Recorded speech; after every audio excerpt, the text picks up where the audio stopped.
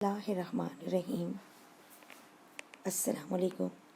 ایک عورت حضرت علی رضی اللہ تعالیٰ عنہ کی خدمت میں حاضر ہوئی اور آ کر کہنے لگی، اے علی رضی اللہ تعالیٰ عنہ، آپ شیر خدا ہیں۔ رسول اللہ صلی اللہ علیہ وسلم نے آپ کو علم کا دروازہ قرار دیا ہے۔ آج آپ کی خدمت میں ایک سوال لے کر آئی ہوں، آپ مجھے اس کا جواب دیجیے، کیونکہ مجھے اس سوال کا جواب بڑی شدت سے درکار ہے۔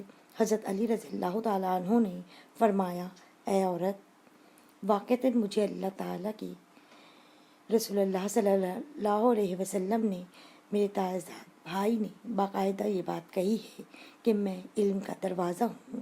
اب پوچھیں کہ تم کیا پوچھنا چاہتی ہو، میں تمہیں اس کا جواب دوں گا تاکہ تمہاری زندگی سہل ہو سکے۔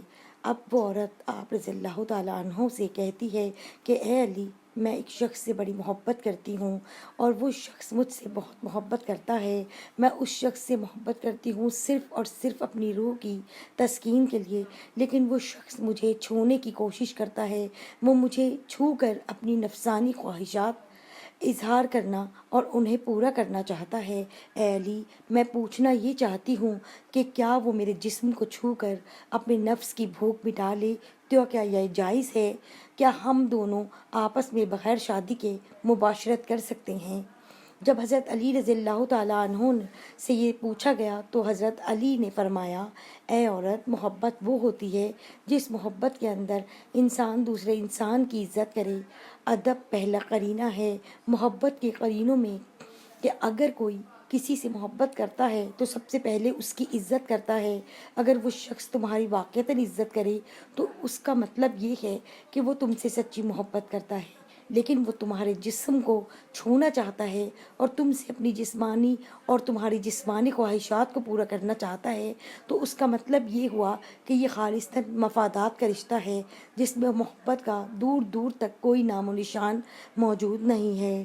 لہٰذا اگر تمہیں یہ لگتا ہے کہ یہ محبت ہے تو تم غلط ہو۔ یہ محبت نہیں ہے، بلکہ یہ تو سراسر اپنی ہوس کو مٹانے کا ایک طریقہ کار ہے۔ عبداللہ بن عمر رضی اللہ تعالیٰ عنہ بیان کرتے ہیں کہ ایک آدمی جسے مرثد بن ابی مرثد کہا جاتا تھا، وہ مکہ سے قیدی اٹھا کر مدینہ لایا کرتا تھا، اور مکہ میں ایک بدکار عورت تھی جسے عناق کہا جاتا تھا، وہ اس کی دوست تھی۔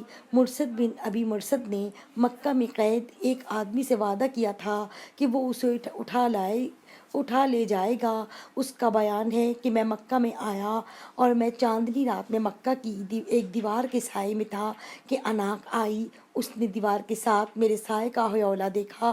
جب وہ میرے پاس پہنچی تو اس نے مجھے پہچان لیا، کہنے لگی، مرثد ہو؟ میں نے کہا، مرثد ہوں۔ کہنے لگی، مرحبا و اہلا، آؤ ہمارے پاس رات گزارو۔ میں نے کہا، عناق، اللہ نے زنا حرام قرار دیا ہے۔ اس نے آواز دی، خیموں والو، یہ وہ آدمی ہے جو تمہارے آدمی اٹھا لے جاتا ہے۔ چنانچہ 8 آدمی میرے پیچھے لگ گئے اور میں مکہ کے ایک پہاڑ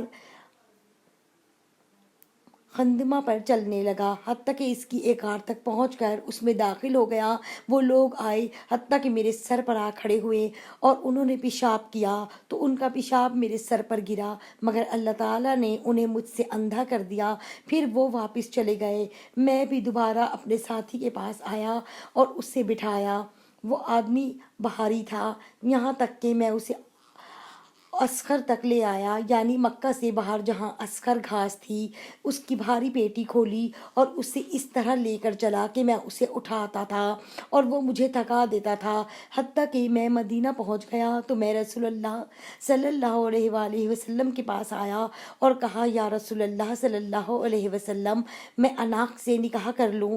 میں نے 2 مرتبہ یہ بات کہی۔ پہلے تو رسول اللہ صلی اللہ علیہ وسلم خاموش رہے، مجھے کوئی جواب نہیں دیا۔ تو پھر رسول اللہ نے فرمایا، مرثد، کسی زانیہ یا مشرکہ سے، اور جو زانیہ یا مشرکہ ہے اس سے نکاح نہیں کرنا، مگر جو زانی ہے یا مشرک ہے اس لیے تو اس اناق سے نکاح مت کر۔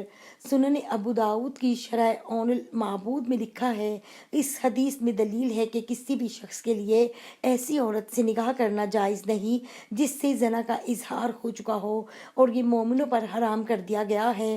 زانی مرد اور زانیہ عورت سے نکاح حرام ہونے کی یہ واضح دلیل ہے۔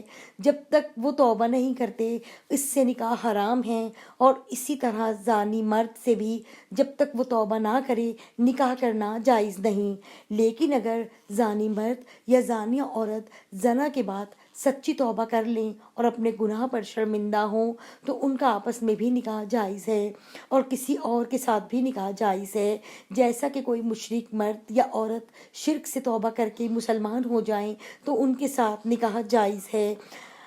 مکمل جس نے توبہ کی اور ایمان لے آیا اور عمل کیا، نیک یہ لوگ ہیں جن کی برائیاں اللہ نیکیوں میں بدل دے گا، اور اللہ ہمیشہ بے حد بخشنے